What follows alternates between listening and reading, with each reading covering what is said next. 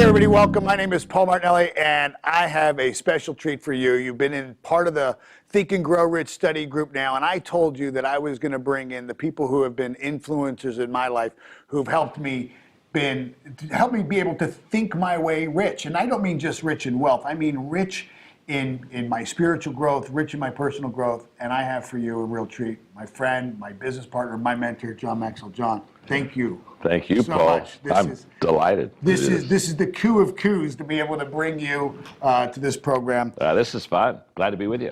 You know, when I was putting together the program for Think and Grow Rich, I Google searched just people who also had this book be influential in their life, and boop, John Maxwell came up #1. Yeah. And this book is one of your 25 must-reads. Oh, absolutely, absolutely. Why is that? Well, because it's proven. First of all, anytime you read a book that has longevity, there's a reason it has longevity. The average book lasts 3 months.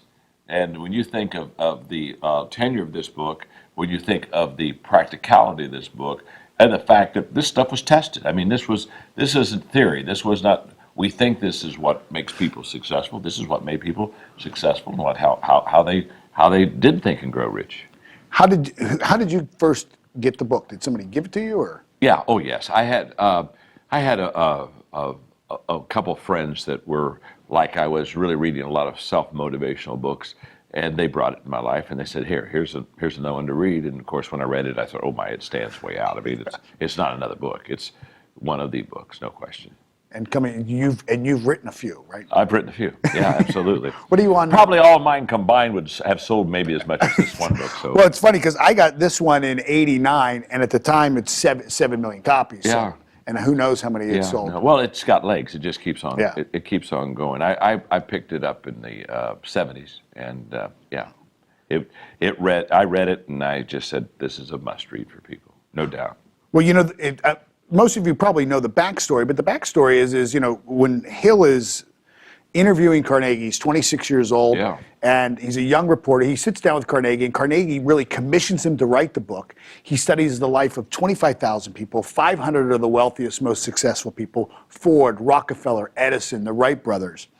And then he discovers that there's 13 principles. And so if I could, I'd like to just ask you a couple of questions about the principles and how, because you've been successful in every area of your life.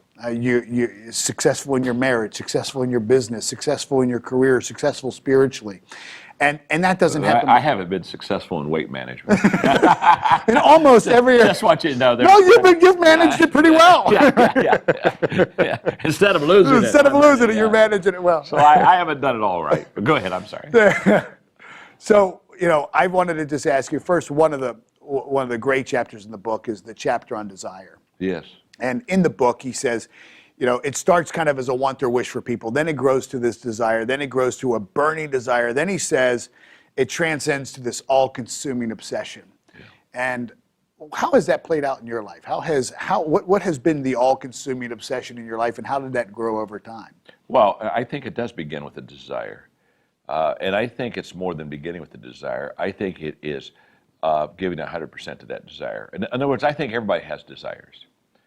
But for it to continue to progress till it gets to this all-consuming obsession, you have to follow the trail. In other words, you have to stoke the fire. You don't just go from desire up to that high level. You have to keep walking in that desire. And what happens is the more you work it, the more that you want it, the more that it grows in you. It grows in you. It doesn't grow automatically. Here's the problem. Most people think that all the good character traits they need to be successful, once they have them, stay with them. This is the problem. So true. I mean, they just think, okay, I was last week, I was very disciplined, I was very persistent, and I did that all last week. And then they stop. And it's kind of like what I started should keep doing automatically in my life, and nothing happens automatically in my life. It has to be intentional. And so I think what the strength of it is the fact that if you stay intentional with desire, you can get to that peak. But you can't get to that peak without staying focused on that. And I think most people, the principles work, but they don't work for unfocused people. And so when people tell me all the time, I say, well, I'm going to give you a life-changing principle, I want to come behind and say, it's only life-changing if you life manage it. There's nothing life-changing about the principle. The principle only is life-changing if you manage it. And what I think we overestimate sometimes are even the principles, and we underestimate the management of those principles. That it's the management that gets you to that peak desire that he was talking about. That's so good, because I mean that ties right into the chapter on persistence. Absolutely. He says it is to the character of man what carbon is to steel. Yeah. You know, and certainly in your life you have had things to carry the legacy that you have now. 77 books. You are the unquestioned guru of leadership. Inc. magazine just reconfirmed that. I think Guru.com has nominated you and awarded you that 10 years, for the last 10 years. You've penned, 3 of the top 5 selling leadership books of all time and the #1 leadership. That's persistent. How did you stay persistent? I think for a lot of people who are watching this, they have a goal and then they get burned out or they lose their way. How is there a way you stay persistent? Well, I saw my father. My father's 92, and he's I've never seen a more focused, persistent person in my life. And my father is gifted. He's gifted and he's done well. But he's not multi-gifted, and he doesn't have the strengths and gifts that a lot of highly successful people have. But what he has is persistence. And I have watched him take, let's just say, put numbers on him from a 1 to 10, 10 being the top gift. I have watched him take number 7 gifts or number 7 opportunities and make them 10s. And he didn't make them 10s because he got brighter. He made them 10s because he absolutely stayed focused and stayed on course. And I watched him do that. And so how much of it is genetic? There's probably a lot genetic, because I have that trait too. My brother has that trait also. But I watched him. But what I would say to all of the people that are on this program with you, Paul, is this: is that if somebody said, John, you can either have a 10 gift and just kind of flash around and be good with it, or you can have a 7 gift, but you can steward it and persist on it every day. I would take the 7 persistence over the 10 every day, because I know what will happen. When they pull off the side of the road to take their break, whatever that means, the 7 just trudges right on by them. It does. And so here's what I think: persistence is the greatest friend that a talented but not multi-talented person has. Because once you put that in your life and you stay with it, you will get what you want. And I watched my father time and time again in different professions and different times of his life get what he wanted. But he got what he wanted because he got up early when everyone else was sleeping. He stayed with it longer. And when everyone else went to bed, he still was doing it. And he did it the next day, and the next day, and the next day, and the next day, and I just watched it come to him. And because I had that example, it's kind of like, when I saw people that weren't persistent, I'd look at it and I'd say, I wonder what the problem is. I mean, why don't they hang with this? Well, they don't hang with this probably because they didn't have the example that I had or whatever, but I do know this: persistence is, for a person that is a talented but not multi-talented person, persistence is your best friend, no doubt. John wrote a book, Talent is Not Enough, and you gotta read that. Well, and that's a lot about that. Although I'm going to write a sequel entitled, "But It Would Be Nice to Have Some Talent." Talent is not enough, but if you can have a little, it helps too. It doesn't hurt either. Absolutely. One of the fundamental things for me as I read this book, and Patrick Hayes turned me on to the book, and he mentored me through. And he said that one of my weaknesses was that I had a habit around decision making. And I never associated the word with habit with decision making. I thought, what do you mean? I didn't have a habit. And in the book, Hill writes that successful people have a habit. Mm-hmm. When they make decisions, they make them quick, and they seldom, if ever, change them. And I've seen you, when you and I decided, when you said yes to the John Maxwell team, you made a decision that was to your own admission, required you to work for another 10 years in a pretty hard way. Yeah, thank you very much. I do that a lot to people. Oh, thank you very much. And then he said that people who aren't successful also have a habit. They make decisions slowly and then they change them all the time. How has decision making helped you and served you in your life and the success that you've had? Well, first of all, nothing happens till decision's made. So I mean, it's there's no mystery to decision making. You either sit and don't make a decision, of which is making a decision not to enter into the arena of action, or you make the decision. And I believe totally that I think one of the reasons I can make quick decisions, Paul, is on most decisions, not all, but on most decisions, I think there are 5 or 6 good decisions. And this is where people miss it. Because they say, well, I'm trying to really get the right decision. And a lot of times I'll say, well, there are 3 right decisions. And what happens is the right decision becomes right as long as it gets you in the right direction. It may not be the perfect decision, but what decision making requires of you is movement. And movement is what changes things, not the decision. And so what happens is they'll sit there and think, well, I think there's maybe a better way. And my whole thing is probably is. But while you're thinking of the better way, I'm going to go ahead and make the second decision, which is a little lesser, and I'll beat you to where you're going. That's true. Now I'm not talking about bad decisions. Yeah, I mean, yeah. So, but you name almost anything, there are 2 or 3 ways to do it. And there are 2 or 3 ways to get there. There's just not one way. And I think people who think there's just one way, then they're looking for that one decision, and then I've got to make sure it's the right decision. And most of the decisions I've made have been on the run. In other words, once you start moving, then you look and say, oh, I never knew this was going to be here. I had no idea this door was going to be open. Well, yeah, I think I'll go through here. Well, what happens is people who sit, those decisions and all those options don't come to you. So to me, the value of decision making is it creates action. And action is going to then open up the door for everything else. And so what a person is trying to figure out while they are sitting on their butt, can I tell you something? They'll never figure it out. Because it doesn't come to somebody sitting on their butt. It comes to somebody that is moving. So to me, don't look for perfection decision making. Make the decision and then get the options as you go and pick your way through it.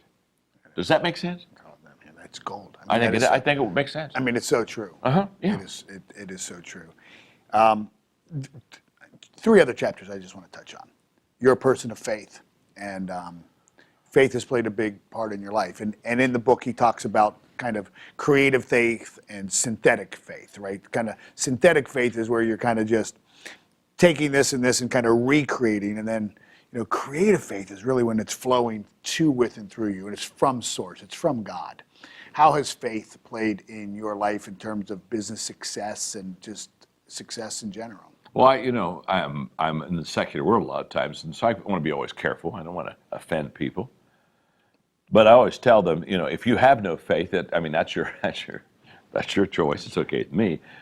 But you don't have any idea what it's done for me. So it's kind of like, don't tell me about it, because I'm really reaping a lot of good stuff from faith. You know what I mean? And it comes back from, I too truly do believe that God is the source of every good and perfect gift. Not some good and perfect gifts, not most. I think he's the source. And I think that when I understand that, I become greatly dependent upon that. And so I go to him. I say, you created this world. You created me. You gave me the purpose. You put me in your image. Okay, what do I need to know? Who do I need to meet? Where do I need to go? And I'm not trying to be overly mystical, but what I do believe is, I believe that he guides me. The Bible says the steps of a good man are ordered by the Lord. In other words, he orders those steps. So it's kind of like my steps have already been ordered. All I got to do is walk. And all I've got to do is trust, and all I've got to do is depend. And what's great is it's not only my steps, it's your steps, it's the cameraman's steps, it's everybody's steps. So what I'm saying to people all the time is that once you understand that there is a creator and there is a source, and that God is that source, and you start walking, then you become very dependent upon him and say, okay, I know this. I've got all these plans today, and I'm going to really work hard on this, and I'm doing my best to move it. But you are the boss. And what I mean by the fact the boss, anytime you want to come in and interrupt because you kind of had a higher thought or a better thought than me, you know what I'm saying? Right. I'll write this lesson and do what John can do and give it my best effort. Or if you want to, you can come and give me some creative thought and take it above John. And what really is the most wonderful, humbling thing in my life is that so much of what I've done and written and spoken about is higher than me, and I know it. And the moment you begin to live in that world, you begin to have great gratitude for that world. And you always understand that I'm not the source and I'm not the creator, but I can tap in the source and from the creator get creative. And once I've got that, Paul, then I just every day, it's not like I'm a cripple and I can't do things on my own. I can do a lot of things on my own. It's just I can do a lot of things better if I'm doing my best and bring God into the picture. It just takes me to a whole new dimension. Let me ask you, because when I was going through this, Patrick was trying to, he was helping me in my faith. And it's funny because this book really, I had already been saved as a Christian before I was given this book. The God of my upbringing kind of needed anger management classes, you know. and then it seemed like once I got saved, the God of that God, you know, I couldn't do anything right. Yeah. And so this book really, and Patrick really started bringing me back to my salvation. Yep. It really connected me that way. And along my way, I was lost between the voice of God. How could I discern that? And I never even knew what the word discernment was. I didn't know what it was. And Patrick said, you know, he shared with me the gift of kind of wisdom and discernment and understanding, and had me just pray for a year for nothing else. Don't ask for any other blessing other than to understand and know His voice. Yeah. How do you know God's voice? How do you distinguish that voice of God to you from any other voice? Well, first of all, as you know, the longer you spend time with a person, the better you know their voice. Amen. So I tell people in the beginning, don't get discouraged when you're trying to discern the voice. You haven't heard it before. You follow me, but I line it up because I am a person of faith. I line it up with the Bible, and I know that voice isn't going to contradict that Bible, and so therefore that's kind of like a checks and balance with me. And then I line it up with other people that have been mature in their faith for a long time, and they've gone that way. Many of them before me, way before me, and way better than me. And so I think that you line it up with mature followers of Christ and with the Word of God. Now I will say this at this part of my life, I have no problem discerning the voice. Yeah. I mean, it's not that I become great. It's just I've done this walk quite a while now. And I know His nudge, and it's so clear to me, and I just absolutely say, okay, I sense this is where God wants me. And again, it comes through obedience. Nothing, here, let me say this, nothing muffles the voice or messes it up more than disobedience. Wow. And nothing clarifies it and makes it more convictional than obedience. That's brilliant. I say, you know, I know God's feather, and I know God's 2x4. You know, sometimes He's guiding me by the feather, and sometimes Paul needs the. Well, let me tell you the good things about God. He does the feather first. Oh yeah, absolutely. Yeah, He's always done the feather first. And the feather doesn't work. Then I get a 2x4, and then occasionally I get a ton of bricks too. Yeah, and when you wake up out of an unconsciousness, you realize that it was a 2x4. It was a 2x4. Yeah. And you say, what will thou have me to do? It's kind of like I'm convinced now. I bought into this plan. That's true. That's okay. I want to just touch on two more chapters. One is the chapter of imagination. And he said, you know, nothing begins. Edison, I think it was, who said that imagination was the workshop of the mind. Yeah. How have you used imagination as a gift, as a mental faculty? Well, I was greatly influenced by another book, younger, The Magic Power of Thinking Big. Yeah, that's a great book. Isn't that a great book? Oh. And I just had a brain moment. Who wrote that? I forget who wrote Magic Power of Thinking Big. Was that Bristol? Okay, The Magic Power of Thinking Big. Yeah. David Bristol maybe was who did that. And that was a very and then Maxwell Maltz had Psycho-Cybernetics, which I thought was a classic book. And so I had other books that came into it, but I also, as a kid, had a really creative imagination. You know what I'm saying? I was always making up games and that whole process. And so I think that what happens is once you begin to understand the value of creativity and what the imagination, here's what imagination does for you. Imagination takes you a little further than in thinking than a person who lacks it. Because a person who lacks it will walk up to a fact and they'll cling to a fact. And let me tell you, when you cling to the fact, you lose the other side, which is the possibility. That's so true. So, well, I've seen this happen. So what happens is I just tell people, imagination lets you stay in the thinking game longer. Because you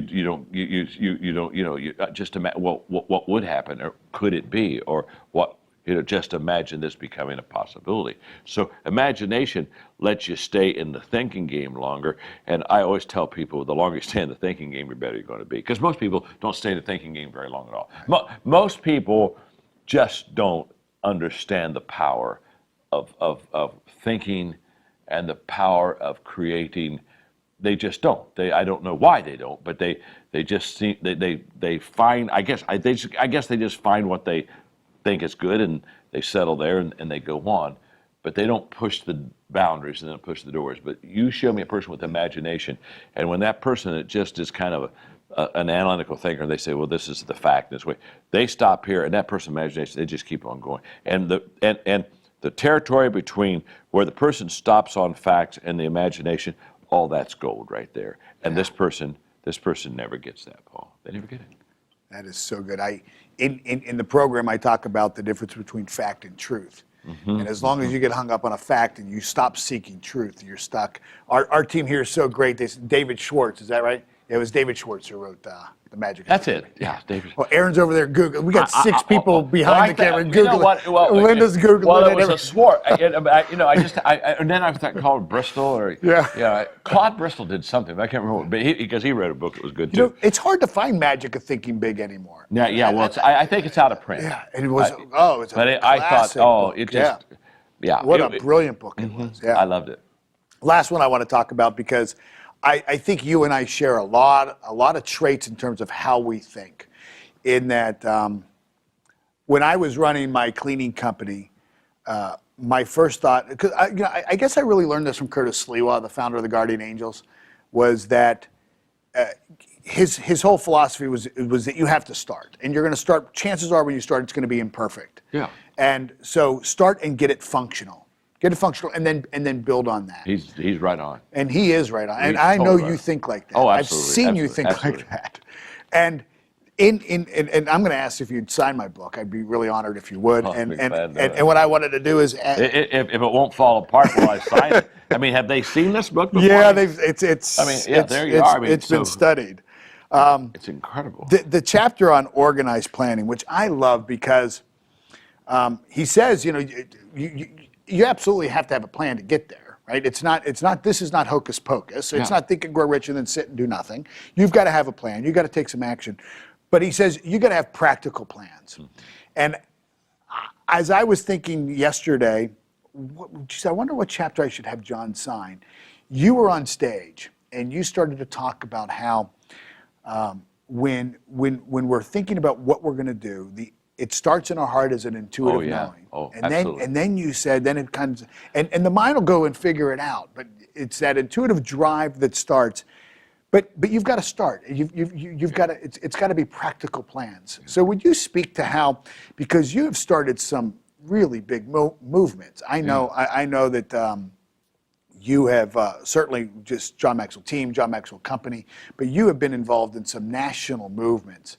And will you share about how you start those things? Yeah, well, first of all, you always start with the heart, because the heart embraces and dreams. I mean, the heart is really not only who you are, but the heart is really who you can become.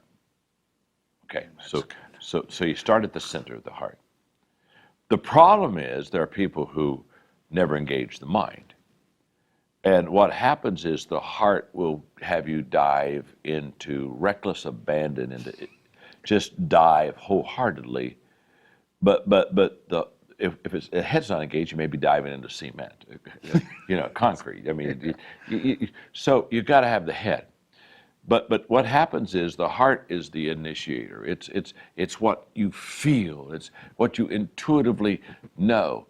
But then you have to engage the head, because the head is going to take all these feelings and put them on a freeway that's going to allow you to get where you want to go. And one has, I mean, I've seen people who have all head and no heart. And so the good news, they had systems, but they never had passion. And passion's the fuel. Passion's what gets you there. Sure. But the head is what is the roadmap. It's how to get there. And you can't do one without the other.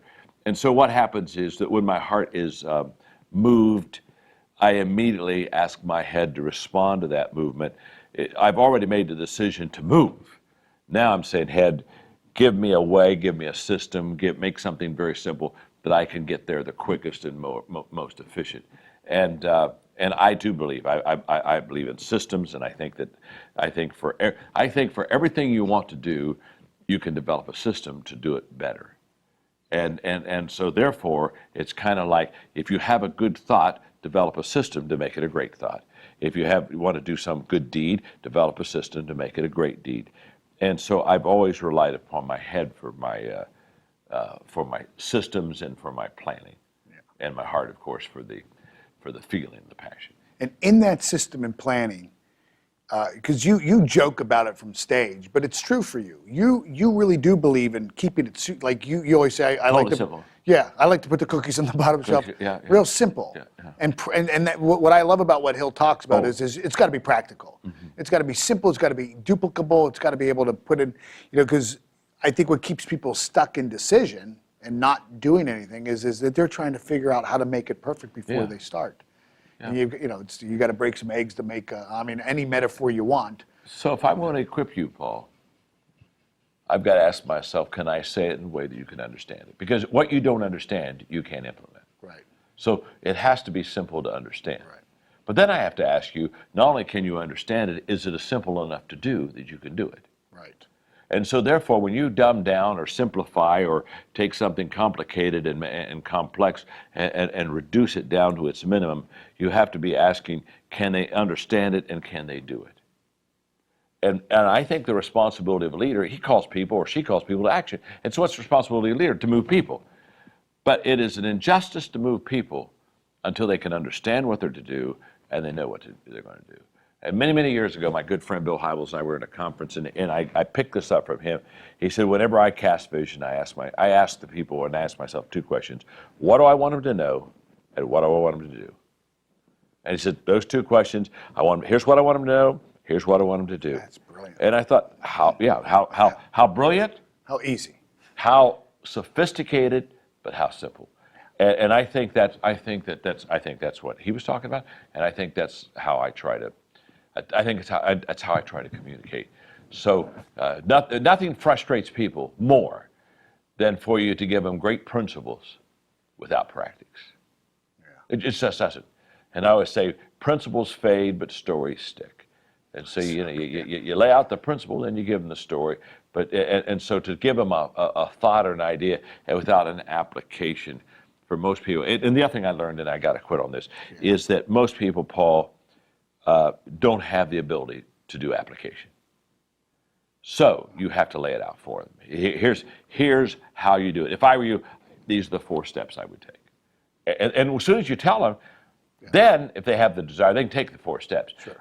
But for many years, I missed that because I'm very conceptual. And give me the principle, and you don't need to tell me more. I'll go figure this all out real quick. In fact, just give me the principle. You know what I mean? Right. And so for a while, I failed as a communicator. I'd lay out principles, and I think, why aren't they really doing it? And I found out they didn't have they couldn't apply it and break it down. So I learned to apply it and break it down.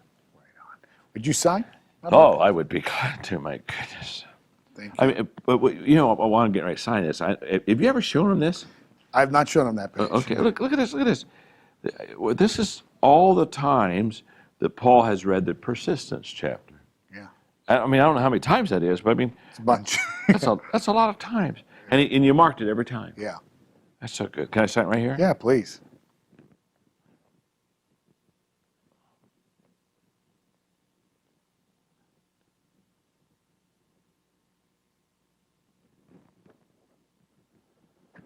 Right on. There you are. Thank you so much.